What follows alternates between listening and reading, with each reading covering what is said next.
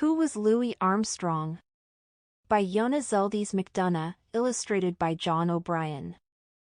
Who was Louis Armstrong? Once, there was a poor black boy who grew up in New Orleans in the early years of the 20th century. His name was Louis Armstrong. But people called him Little Louis. To help his family, he did all kinds of jobs. He hunted for bits of brass and tinfoil that he sold to junk dealers. He peddled newspapers on the streets, and he ran errands for grown-ups. Louis also formed a singing group with 3 of his friends. The boys stood on a corner and sang. People gave them money. On New Year's Eve, when little Louis was about 12, he and his friends went out to sing. They had just finished a song called My Brazilian Beauty and were on their way home. One of his pals took out a cap gun and shot it into the air. He wanted to make noise, because it was New Year's Eve. Louis did, too. And he had a real gun. He took it out and pointed it up at the sky. Bam! Bam! Bam! A policeman heard the gunshots. Shooting a gun was very dangerous. It was also against the law. The policeman took Louis down to the STA tie-in, and the next day he was sent to a reform school. Reform schools were for boys who were too young to be sent to jail. Years later, Louis Armstrong remembered that he thought his world was coming to an end then. As it turned out, going to the reform school saved his life. While he was in the school, he learned to play the cornet. He learned to play it so well that he grew up to become one of the greatest jazz musicians of all time. He composed dozens of songs that have become famous, and his music is still heard and loved today. Chapter 1. A rough and tumble start. Louis Armstrong was born in 1901 in a poor, black section of New Orleans called Storyville. It was so dangerous that its nickname was the battlefield. Many people carried guns or knives wherever they went. There was lots of crime. Louis's mother, Mayanne Armstrong, had to support her 2 children all by herself. Sometimes, Storyville. She worked as a maid. Sometimes, she went away for days at a time. Louis and his little sister Beatrice were often left with their grandmother. Her name was Josephine, and she had been a slave. Now, she made a living washing and ironing clothes for white people. She gave Louis a nickel to pick up and deliver her wash loads. It made him feel rich. Josephine was very strict. She made Louis go to school, to church, and to Sunday school. When he was bad, she swatted his behind with a branch. But later, Louis was grateful for her concern. She wanted to keep him out of trouble because she cared about what happened to him. It was not easy to be a young African-American boy in the early 1900s. Though slavery had ended in 1865, many white people thought blacks were not as good as white people. They were often treated unfairly. Jim Crow laws. Slavery ended in 1865. All African Americans became free men and women. But in the 1880s and 1890s, new laws were passed in the South that restricted the rights of people of color. They had to sit in separate railroad cars, attend separate schools, use separate public restrooms and water fountains.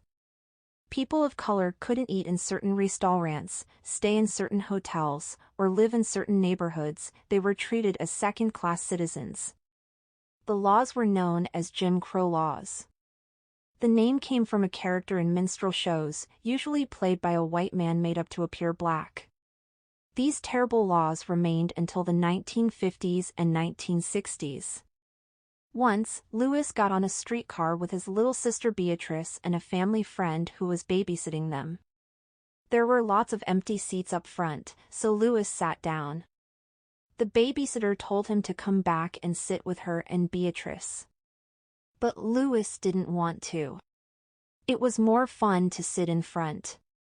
He could see where the streetcar was headed. When he didn't move, she got up and dragged him to the back and forced him to sit with her. If she hadn't, all three of them could have been thrown off the bus or beaten up. Even arrested. Seats in the front were for white people only. Another time, Louis and his friends were swimming in a local pond. One of the boys lost his bathing suit and the others were trying to help him find it. All of a sudden, a white man whose house was by the pond took his shotgun from its rack on the porch. He aimed it right at the boys. We were scared stiff, Louis later recalled. Luckily, the white man didn't shoot. He put down the gun and laughed. He thought it was a big joke to scare the boys. The neighborhood where Louis lived was poor and tough. He liked to play with older boys. They taught him to throw dice for money and to play cards. When he won, he ran home and gave the money to his mother. He didn't live with her all the time, but he always adored her. She had lots of different boyfriends. He called each one his stepfather. If anyone said anything bad about her, he wouldn't listen. Lates, he said, she held her head up or all times. What she didn't have, she did without. Louis always had a lot of nicknames. Back then, drinking water was kept in a bucket. A long-handled ladle, called a dipper, was used to pour the water from the bucket into a cup. Louis, like most kids, liked to drink straight from the dipper. He could drink a whole mouthful in one big gulp. So kids called him Dipper. They also called him Gatemouth, or Gate. They even called him Satchelmouth because his wide, full mouth looked like an open suitcase, or satchel, as it used to be called. When Louis was about 7, he got a job selling newspapers on street corners. Then he went to work for the Karnofskys. They were a Jewish family that had come from Russia. They had a wagon, which they drove around the city, buying and selling rags, bottles, paper, and anything else people had to sell. The driver of the junk wagon blew on a long, tin horn to let people know the wagon was on their street. Sometimes, he let Louis blow the horn, too. Later, Louis said, "The kids loved the sound of my tin horn." Even then, Louis was interested in music. There was plenty of it, especially jazz, to hear in New Orleans. The bars and the dance halls all had live music. Even though he was too young to go into places like that, the music would drift out into the street, where Louis could stand and listen. Sometimes, a band would play on the street for a little while as a way of getting more customers to come inside. Louis had his favorite musicians. Joe Oliver was one. He played the cornet. Jazz, American music. Jazz is a kind of music that grew up in and around New Orleans, Louisiana. Later, it thrived in Chicago and New York City. Jazz is a mixture of different styles of music and traditions. When Africans were forced to come to this country as slaves, they brought with them their own ways of making music. They also heard other kinds of music, brass bands, gospel music, singing in churches, Spanish music. All these different kinds of music were blended together. The result was jazz. Jazz was a new and original sound. It was created by black musicians and first played in the late 1890s. Originally called jazz, the name was later changed to jazz. Here are some important things to know about jazz music. * improvisation. Jazz was not played just from written notes. Many jazz musicians could not even read music. Instead, much of the music was improvised, or made up, as the musicians went along. Musical notes that are bent or slurred are common in jazz. 3-note cane tabu happy or angry. In jazz, the rhythm or beat comes from different instruments in the band, not just the drum. The other instruments in a jazz band are the cornet, trumpet, violin, alto saxophone, slide trombone, double bass, grand piano, clarinet, guitar, or banjo. Asterisk syncopation, rhythms shift or change in an unexpected way, from the strong beat to the weak beat, so jazz music sounds surprising.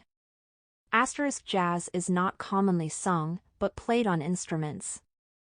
Lewis wondered what it would be like to play a real horn. A used cornet, an instrument similar to a trumpet, was in a pawnshop window. It cost $5. That was so much money. Much more than he made at his job with the Karnofskys. But the Karnofskys were kind. They loaned him money. It took Lewis weeks to pay them back, but it was worth it. The cornet was dirty and a little beat up. But Lewis loved it. He taught himself the basic notes and practiced all the time. When he was about 10, Lewis and 3 other boys formed a street singers group. Walking through Storyville, they sang all different kinds of songs. If someone asked for a song, the boys would sing it for them. When they were done, they collected money in a hat. Sometimes, they danced, too, using the kind of steps and movements now called breakdancing. One New Year's Eve, when he was about 12, Lewis and his friends were out singing. Lewis brought along a pistol someone had left at his mother's place. One of the boys shot off a cap gun. But Lewis shot off his real gun. He didn't want to hurt anyone, but it was a very dangerous thing to do. A policeman on duty that night heard the noise. He grabbed Lewis from behind. Lewis's friends all ran away. Lewis cried and begged the policeman to let him go. But he wouldn't. The policeman was as strict as Grandma Josephine. Lewis was taken to juvenile court and charged with firing a gun in a public place. The judge was strict, too. He sent Lewis to live at the Colored Waif's home for boys. Chapter 2. A Home Away from Home. The Colored Waif's home for boys was only about 5 miles from Lewis's home. It was not far from New Orleans. But to Lewis, it must have seemed like being in the country. The grounds were filled with honeysuckle vines, and in the summer, the air was sweet with the perfume of the honeysuckle flowers. For the rest of his life, Lewis loved the smell of honeysuckle and said it was his favorite flower. The boys in the home worked hard to make it a clean, tidy place to live. Lewis learned how to wash and iron clothes, scrub the floors, make his bed, and cook a meal. He also learned to play sports. Best of all, he learned music, although not right away. At first, Lewis was homesick. The home didn't serve the red beans and rice he liked, only white beans, without rice. For 3 days he didn't eat. But finally, Lewis was too hungry. He ate 3 bowls of white beans and never missed a meal again. All the boys and the men who watched over them were African American. Professor Peter Davis taught music. He didn't like Lewis at first. He thought Lewis was a bad boy from a bad neighborhood. The band was led by Professor Davis. And joining it was a reward for good behavior. So for 6 months, Lewis followed all the rules of the home. Finally, Professor Davis invited him to join the band. Professor Davis first gave Lewis a tambourine. Lewis was so good with it that, soon, he was promoted to the drums. Then Professor Davis gave him an alto horn and a bugle. Lewis learned to play them both. Professor Davis was impressed. He saw Lewis's talent and wanted to encourage it. Finally, he gave the boy a cornet. Lewis was so happy. He could remember musical phrases, and he was quick at picking up a tune. Now, he would learn to play like a pro. Professor Davis showed Lewis how to place his mouth on the instrument. He showed his eager pupil how to blow a clear, firm note. Lewis learned to play music written by famous European composers from long ago: Franz Liszt, Johann Sebastian Bach, and Gustav Mahler. Soon, Lewis was so good that Professor Davis made him leader of the band. Although the boys in the home were not allowed to leave, the band could march and play in city parades. In a uniform and cream-colored cap, Louis marched through his old neighborhood. He was so proud to be the bandleader. His mother and his old friends lined the streets to see the band pass by. They were proud too. Usually, the boys were given peppermint candy and gingerbread cakes as rewards for playing. But this time, the crowd took up a collection, filling several hats with money. The money paid for new uniforms and new instruments. Later, Louis wrote of these years, "My whole musical success goes back to the time I was arrested. Because then I had to quit running around and began to learn something. Most of all, I began to learn music." The judge did not say how long Louis had to stay at the home for boys. What Louis needed was an important white person to speak up for him. To say he had changed. Louis rarely saw his father. But by the time Louis was 14, his father had become a supervisor in a turpentine plant. This was a high-ranking job for an African-American at the Inc. Willie Armstrong asked his boss to appeal for Louis's release. The boss did. And the judge finally agreed to place Louis in his father's care. On June 16, 1914, Louis left the home for boys for good. Chapter 3. Making Music. Louis lived with his father, stepmother, and stepbrothers for a while. All the things he had learned at the home for boys were a help. He could keep the place clean and cook the meals. But after Gertrude, his stepmother, gave birth to her third child, Louis went back to his mother's home. Louis, now 14, was finished with school. He had gone as far as the 5th grade, not counting the classes at the home for boys. He was almost grown, and he was ready to support himself. He hauled coal and delivered milk for the Cloverdale Milk Company. Then one day he fell off the wagon. The wagon kept right on going. A wheel ran over his foot and injured it. Louis had to find a new job. He was, at different times, a dishwasher, house wrecker, and construction worker. For a while he worked unloading bananas from a boat, until a big rat jumped out of a bunch that he was carrying. He dropped the bunch and never ate a banana again. But whatever he did during the day, Louis found a way to play music at night. At first, he hung out in honky-tonks cheap dance halls where he would hold the instruments for the musicians during their breaks. Soon, they began asking Louis to play with them. The owners of the honky-tonks didn't care if the musicians were good. All they wanted were musicians who were willing to play all night for low wages. But Louis was good. In the honky-tonk bars, Louis played in a trio, cornet, piano, and drums. That led to a steady job at a honky-tonk owned by a man named Ponce. Louis played most of the night, went home to sleep for 2 hours, and then was off to work again the next day.